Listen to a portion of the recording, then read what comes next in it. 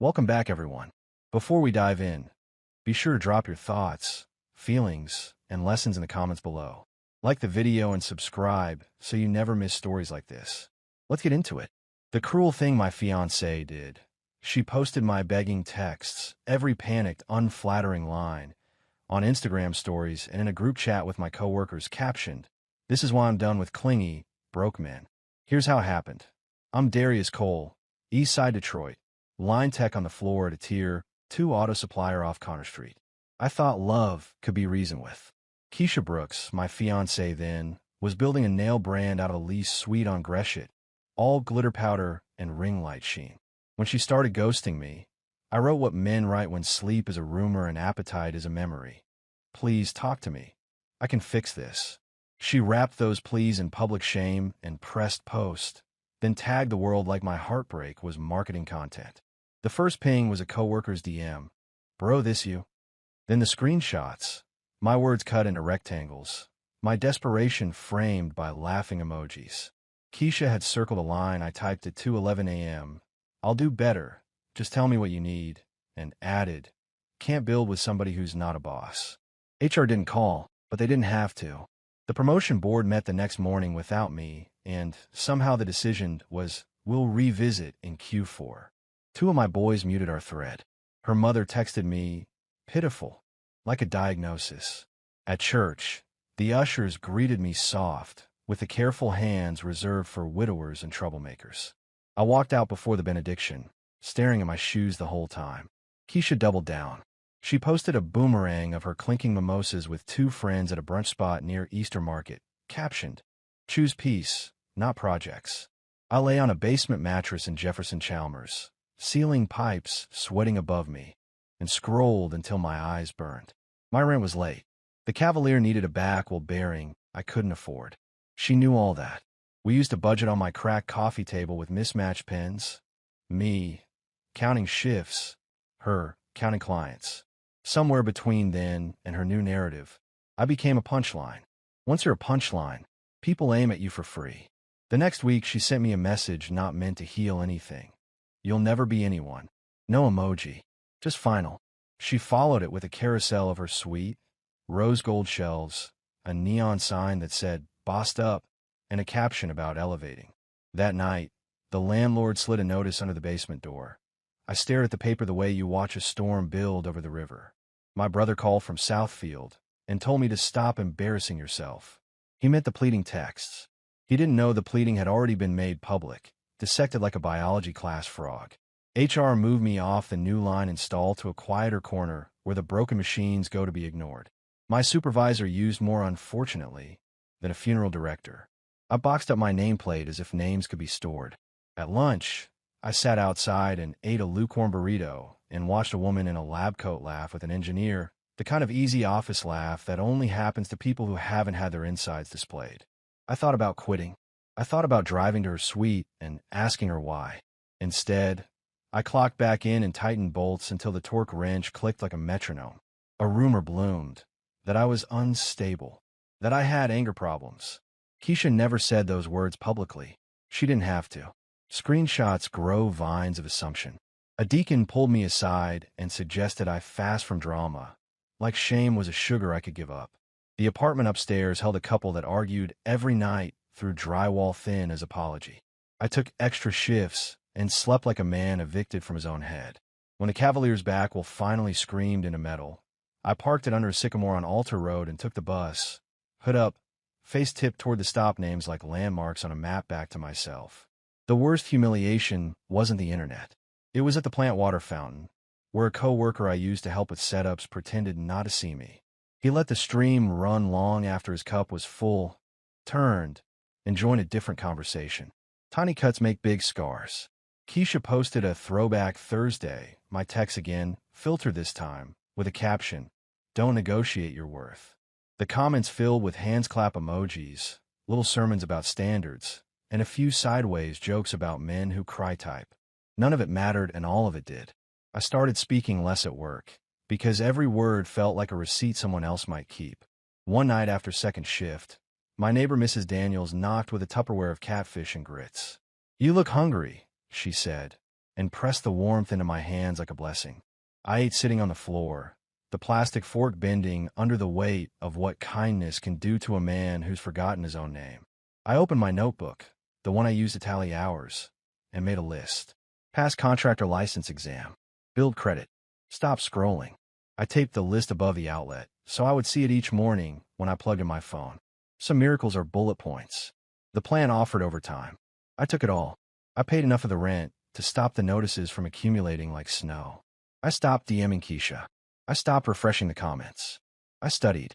On lunch, I watched videos about load calculations and code tables. After shift, I turned pages until my eyes stung. I asked an older electrician named Mr. Baxter if he'd quiz me on Saturday mornings. He wore a tiger's cap and the kind of patience that feels like a bench you can sit on. We ran through scenarios until the physics in my head grew muscle. The exam day tasted like batteries. I passed. The certificate was just paper and ink, but when I slid it into a cheap frame, the air in the room changed. I registered an LLC, Park Bench Electric. A banker at a community development credit union in Midtown, Monique Freeman, looked past my credit bruises and said, "Discipline writes a story lenders can read. Keep writing." She explained secured cards and debt utilization like she was handing me a map through fog. I listened like a drowning man offered a different shore.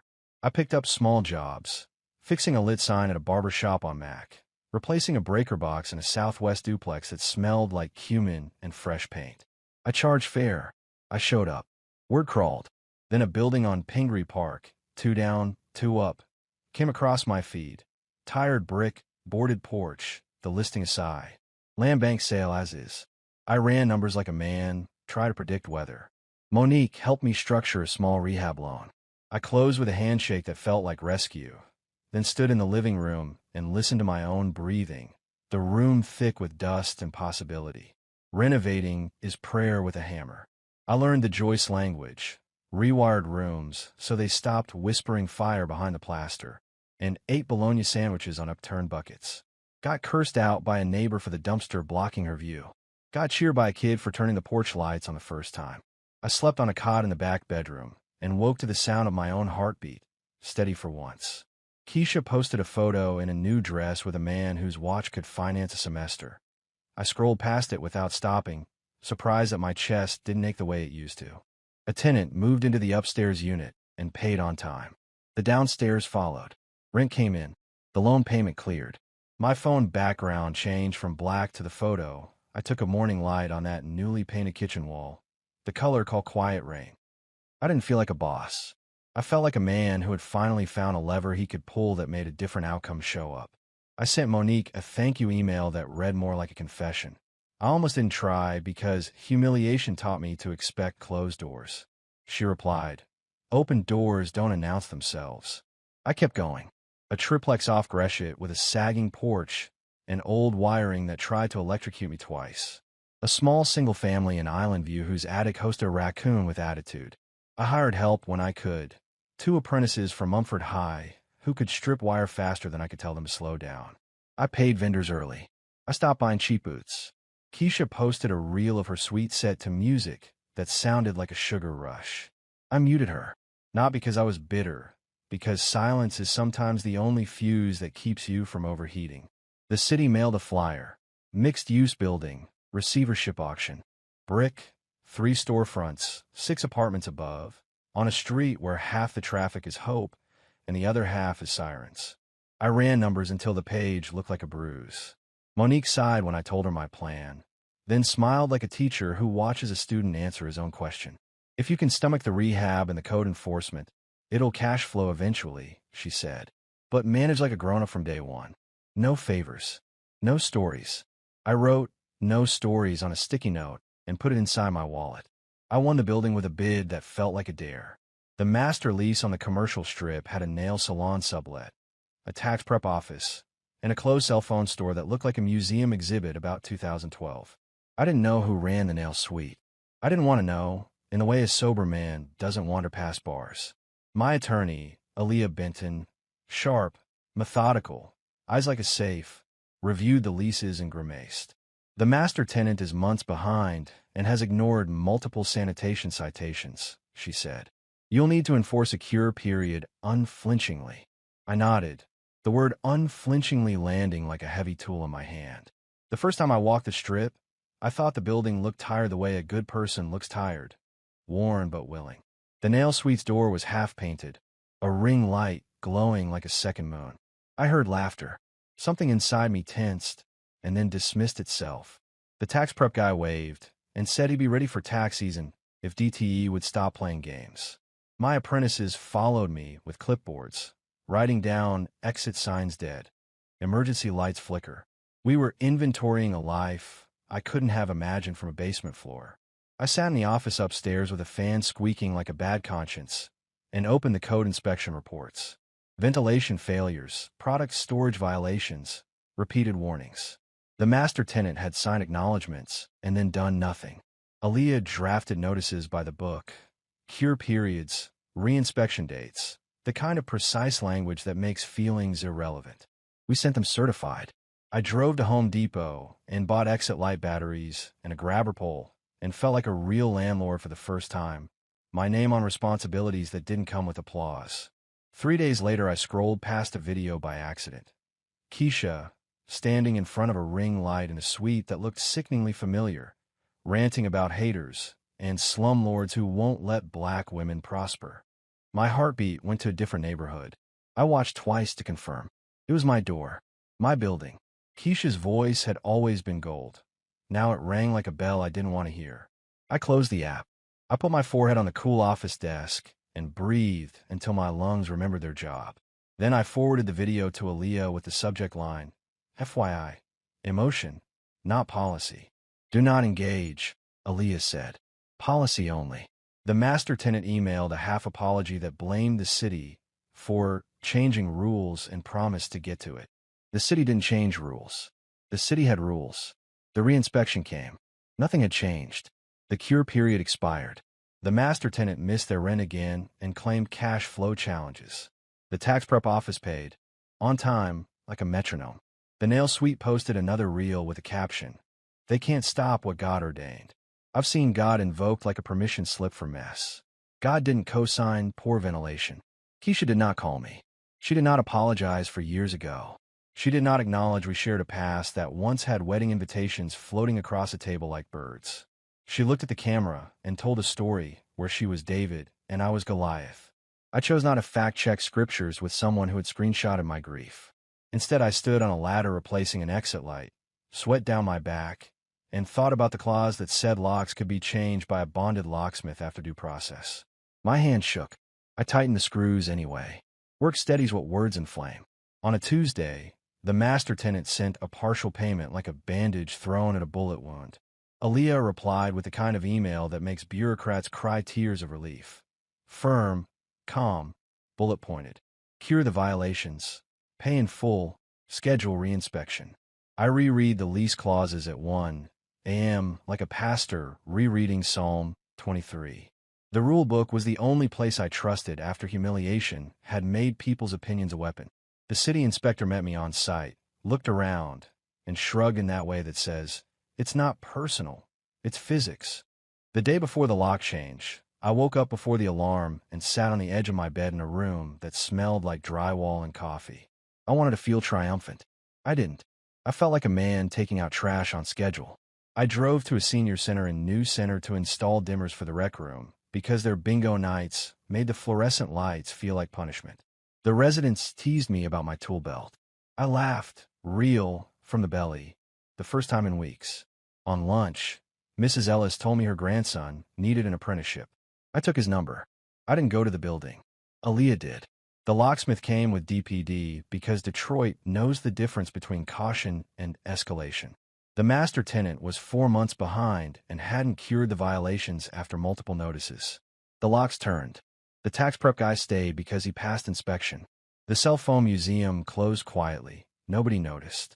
Keisha posted a story from outside the door, calling the building cursed. She blamed everyone but the mirror. She called me a ghost owner. And for once she was right. I was not there. I was wiring a dimmer so old men could see their cards without glare. People think karma is fireworks. It's not. It's policy applying itself to the people who always assumed policy was a suggestion. I didn't see Keisha cry. I didn't get a voicemail. I didn't want either. I got an email from Aaliyah with a subject line, made of relief. Possession. Attached were photos of new locks, signed forms, a schedule for reletting the space to a tenant who had their ventilation plan stamped and filed. I saved the files into a folder named Compliance and went back to the senior center to finish the last dimmer. Mr. Whitaker clapped when the lights slid softer. That night I cooked shrimp and rice in a pan older than me and ate standing at the counter. The window opened a city noise that feels like a lullaby when it's not on fire. I opened my phone and scrolled to that old text from Keisha. You'll never be anyone. I tried to find the feeling it used to wake. My chest stayed quiet. I archived the thread. I set my alarm. I slept 6 hours without dreams, which felt like an award no committee could give. Weeks loosened. The storefront leased to a physical therapy office owned by a black woman who brought in plants that made the air look new. The apartments above filled with tenants who liked when the hallway lights worked and the boiler didn't squeal like a haunted thing. The tax prep office stayed punctual. We painted the transoms. We fixed the awning. We replaced the cracked glass in the vestibule and etched the building name in the corner in letters so small that only people looking for quiet notice it. Keisha moved into a different salon suite farther out, the kind where the hall smells faintly of acetone and ambition. Her caption stayed crisp like a starch blouse. She threw shade in generalities, never naming me, never apologizing. Her mother made a comment on Facebook about men who weaponize paperwork, and I didn't take the bait. Paperwork is what saved me from ever having to weaponize anything again. A process domesticated my anger. A ledger replaced a stage. On Sundays, I still go to church, but I sit toward the back and leave before announcements because I don't need applause or pity. I tied to the building fund because I understand roofs now and how kindness leaks without one. In the afternoons, I walk through Pingree Park and watch fathers teaching kids how to ride bikes, a study in holding and letting go. I text my apprentices to drink water. I text Monique photos of projects mid-progress with a caption, still writing, and she replies with a thumbs-up emoji like a stamp of approval from the universe's smaller, Kinder Corner. My old crew at the plant still doesn't talk much. That's fine. I left the line quietly after my licensed jobs outpaced the overtime. HR sent a form letter, and my supervisor shook my hand without looking me in the eye. I took my nameplate because now my name belongs on things again. Park Bench Electric pays vendors early. We keep a small tools grant for apprentices, so a broken wire stripper doesn't spiral into a broken week. When checks clear, I walk to the river and let the wind do that thing it does that feels like an answer to a question I didn't remember asking. Keisha never apologized, and I never needed her to. That's the part nobody likes about quiet endings. No tearful doorstep confessions, no cinematic violins. Just a door that doesn't open because keys weren't earned. A lease that ends because dates exist, a man who measures his days by work completed instead of wounds displayed. Sometimes her videos still make it to me through a cousin who thinks gossip is a love language. I smiled gently and changed the subject to weather or sports because boredom is what replaces bitterness when you've finally drained its tank. When the building hit 1 year under my care, I didn't post a photo. I took the crew for Coney dogs and paid cash. I emailed Aaliyah to thank her for saving me from myself more than once. I wrote Monique a note that said, "Because you read my potential like a story worth finishing, 6 families have heat that works, and a business owner passed inspection on the first shot." She wrote back, "Keep writing." Later, at home, a storm came in, and in the lull between thunder I heard the city breathe. I breathed with it. The woman whose lab coat once laughed with an engineer at the plant ran into me at a hardware store. "You look different," she said. "Lighter." I told her I was eating better, sleeping sometimes. I did not tell her that my chest was no longer a burned-over field. I did not tell her the lock change date. I did not tell her the old text words still live in my phone like a fossil. She smiled and said, "Keep going," and I nodded because I finally understood how. A young tenant in 3B, Nyla, nursing student, brilliant, left a note under my office door. "Thank you for fixing the radiators before finals." I passed.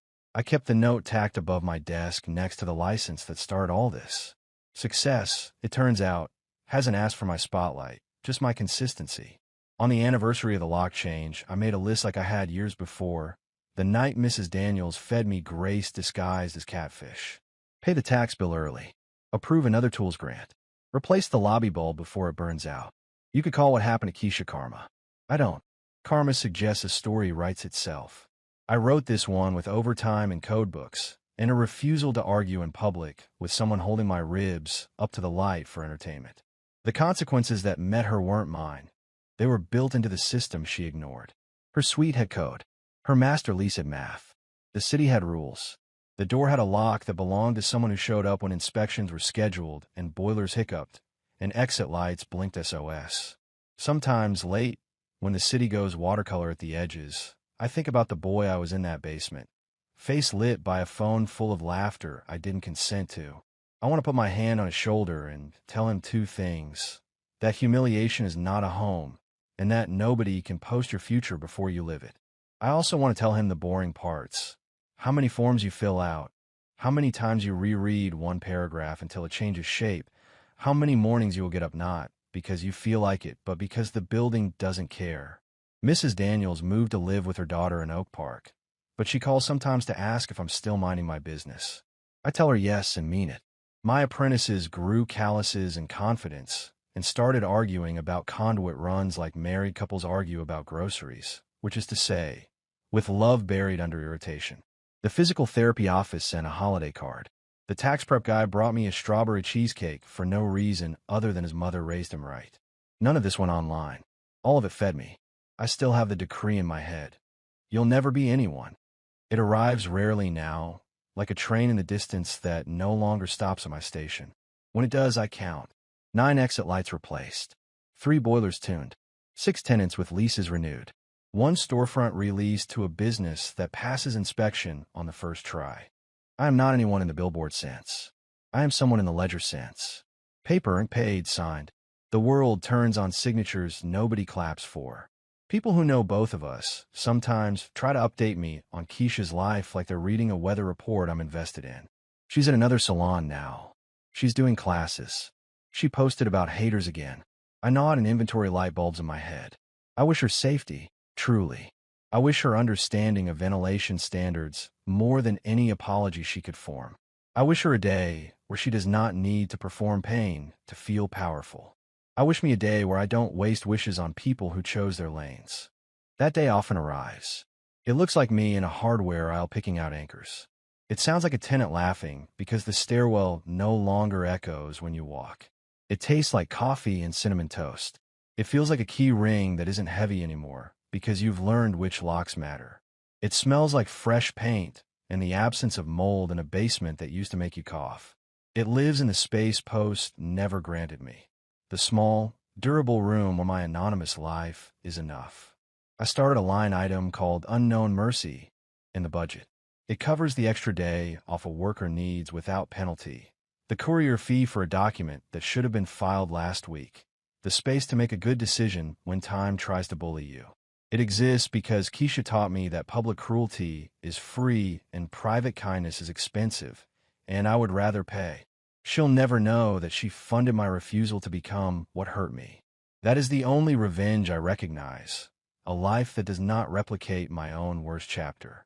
Some nights my hands still remember the torque wrench's click, and I miss the plant floor's rhythm, the human chorus over the machine hum. The past isn't a villain. It's a room I moved out of. I pass the old building sometimes and see the shop I helped install. A new kid leaning on the counter telling someone, "We fixed that already." It's enough. Enough is a word I learned late. Enough is a bed without springs poking your back. Enough is a bank account that doesn't require prayer at gas pumps. Enough is a single text from an apprentice at 9:12 p.m. "We passed. Thanks, boss." I reply, "Proud of you," and sleep without ghosts. The suite that Keisha once occupied now houses a small audiology clinic. Kids come out fitted with devices that will let them hear their mothers clearly for the first time, and I stand far away, on the sidewalk, pretending to check the downspouts while their faces break open. Nobody knows I negotiated a rent reduction in exchange for free hearing tests for seniors in the apartments above. Nobody needs to. Some good you lose by explaining. I keep the first notice I ever got from the city, back when the Pingree Park 2 flat was more trouble than triumph, folded in the back of my desk drawer. When I'm tempted to press send on a message that would taste like vindication and feel like poison, I unfold that paper and read the black and white gentleness of form letters. You have 30 days to do the right thing. This is how a city tells you it still believes you can learn. I put the paper away and checked the boiler schedule. 2 years after the lock change, a distant cousin texted me a screenshot. Keisha's latest story, a micro rant about people ruining black women's businesses. I stared, then typed and erased 10 different sentences, each one more clever and small than the last.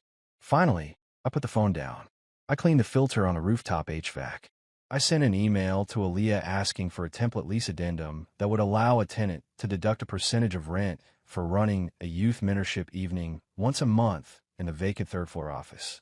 She wrote back an hour later with a draft and, "Proud of you, ghost owner." I laughed out loud. My brother visited. We sat on the stoop and ate shawarma, and he apologized for calling me embarrassing. I didn't know how to help, he said. Eyes on the street. I still don't. I told him he already had by showing up. He nodded, relief uncurling. We watched a kid in a Spider-Man hoodie race his scooter. Cape imaginary, joy real as rent paid. I didn't tell my brother about the old text. I didn't need to. He hugged me the way men do when they are practicing a new language. The building's anniversary, year 3, I walked all 6 floors and said thank you out loud to studs that didn't collapse, to paint that dried even, to locks that turned smoothly, to windows that shut without cussing. I said thank you to the ledgers with more black than red, and to Monique, even though she couldn't hear me. I said thank you to a God who lives between code lines and Coney Islands, in small bureaucracies and big mercies. I said thank you to the part of me that kept going when humiliation said stop.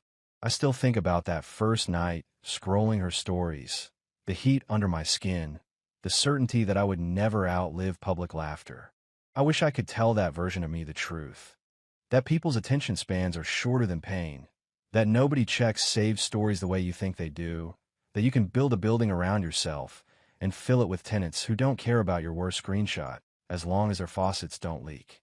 I wish I could hand him a tool belt and say, hold this. It's heavier than shame and more useful. Sometimes I imagine running into Keisha in a grocery aisle, both of us reaching for the same bag of rice. In the imaginary, I don't speechify. I don't wound. I just say be well, with the honesty of a man who isn't lying. She nods, or doesn't, and we both leave with what we came for. If fate ever stages that scene, I hope I remember. Not because she deserves my gentleness, but because I do. Humiliation taught me to swing at shadows. Success taught me to let them pass. There's a photo on my phone of the first electrical panel I wired clean after the exam. A neat row, labels printed, everything clothed and orderly. I look at it when I start believing I got lucky. Luck doesn't label circuits. Luck doesn't wait through inspections. Luck doesn't pay plumbers, order insulation, sweep floors, pick up nails with a magnet before a child's foot finds them. Work did this. Time did this. Policy did this. And a man who used a text at 2:11 a.m., please learn to write different sentences. The city mailed another flyer, grant program for storefront upgrades if you meet compliance for 12 consecutive months. We qualified. I didn't post before and afters.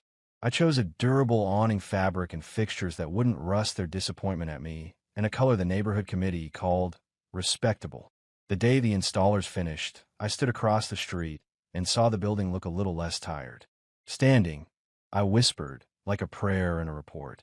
The apprentices graduated to journeymen. We took a photo on the sidewalk. Nobody else will ever see it. One bought his mother a washer and dryer and talked about it like a holy day. Another paid off a bail loan that had been charging him interest on top of indignity. They gifted me a coffee mug that says boss, and I use it in the office where nobody can accuse me of fronting. They still text sometimes. New job lined up. Thanks. I reply with the thumbs up Monique taught me means keep writing. A tenant asked if we could host a voter registration table in the lobby one Saturday. I said yes, and told them to send me the layout so I could make sure the cords didn't create a hazard. That's how I love now, through constraints that make room safer.